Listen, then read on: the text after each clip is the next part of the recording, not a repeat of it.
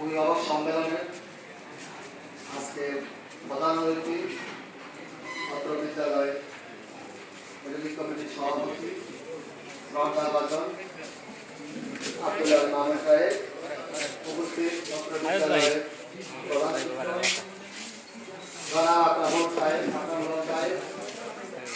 সকল শিক্ষক মন্ডলী এবং আমার সম্মুখে অভিভাবকদের মধ্যে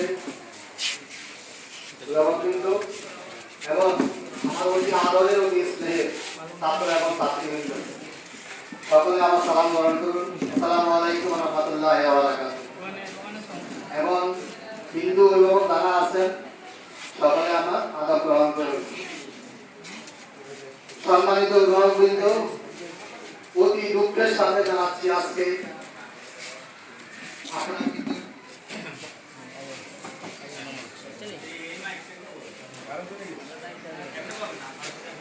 আপনারা সকলেই অবগত আছেন, বিভিন্ন মিডিয়ার মাধ্যমে, ফেসবুকের মাধ্যমে, টিভির মাধ্যমে দেখছেন গত 3 থেকে 4 দিন পূর্বে ঢাকা উত্তরায় স্কুলে যে মর্মান্তিক ভাবে আপনার একটা বিমান দুর্ঘটনা আমাদের এই বাংলাদেশের ওসি অসহায় এবং মাসুম বাচ্চারা কিভাবে মৃত্যুবরণ করেছে এবং অনেকে আহত হয়েছে। সম্মানিত উপস্থিতি, আসলে একটি কথা না বলতে হয়, না বললে সময় সেহেতু সংক্ষিপ্ত। সভাপতি সাহেব বলেছেন, আপনার একটি বাচ্চার মায়ের আপনার বক্তব্য শুনলাম। বাচ্চারা সকালবেলা বলছে, আম্মু আমার আজকে স্কুলে যেতে ইচ্ছা করে না, আমি আজকে স্কুলে যাবো না। বাচ্চারা হয়ে তামিল, আমার স্কুলে যেতে আজকে ইচ্ছে করছে না, আমি স্কুলে যাবো না। মায় কিন্তু জোরপূর্বক ভাবে ওই দিন বাচ্চারা স্কুলে পাঠাইছে। বাচ্চার মায়ের কান্নাকাটি করে বলতেছে যে আমার বাচ্চা হয়তো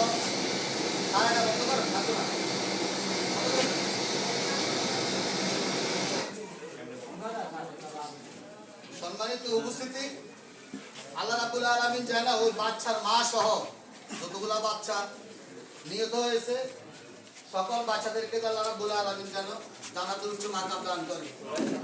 তারই পাশাপাশি যারা জীবিত আছে, আসলে জীবিত আছে কিন্তু তাদের যে কত যন্ত্রণা তারা পাচ্ছে, এটা একমাত্র যে যন্ত্রণা পাচ্ছে সেই জানে, আর বাবা মা জানে এবং আল্লাহ রাব্বুল আলামিন জানে। একটা আঙ্গুল পোড়া গেলে আপনার যে অবস্থাটা হয় আপনি বুঝেন, কিন্তু এমনও বাচ্চা আছে আপনার পুরো শরীরের 100 ভাগে পুড়ে গেছে, শুধু আল্লাহ রাব্বুল আলামিন হয়তো হায়াত রাখছে এই জন্য এখনো বেঁচে আছে। সম্মানিত উপস্থিতি, বাচ্চা আপনাদের, সন্তান আপনাদের, এদেরকে লেখাপড়া করে মান সম্মান মতন মানুষ করা এবং তাদের নিরাপত্তা দেওয়ার দায়িত্ব আমাদের স্কুলের।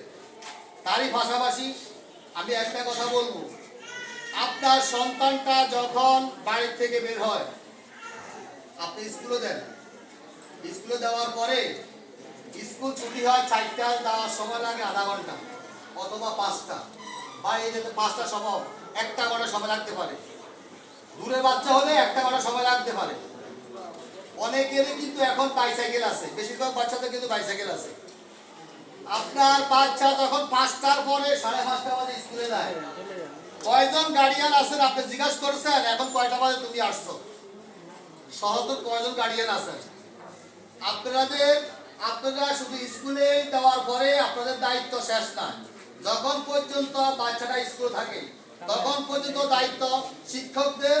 আমাদের রক্ষা করা মালিক হয়েছে কি আল্লাহ, আমরা হয়েছি উসিলা। সম্মানিত উপস্থিতি, কয়জন সচেতন গার্ডিয়ান আছেন যে মাগরিবের নামাজের পরে তোমার বাইরে কি? কয়জন ছেলেকে জিজ্ঞাসা করছেন যে মাগরিবের নামাজের পরে, এখন নামাজের পরে তোমার রাস্তা কেন? একজন শিক্ষক কয়জন শিক্ষক অভিভাবক জিজ্ঞেস করছেন আমি জানি না। হ্যাঁ, সব গার্ডিয়ান যে একরকম তা না, সচেতন গার্ডিয়ান আছে। আমি এই রূপসা আহমদিয়া উচ্চ বিদ্যালয় 97 বেজ ছাত্র। আমি এই রূপসা আহমদিয়া উচ্চ বিদ্যালয় ম্যানেজিং কমিটি সদস্য চলতেছে আমার এই দীর্ঘ 8 বছর।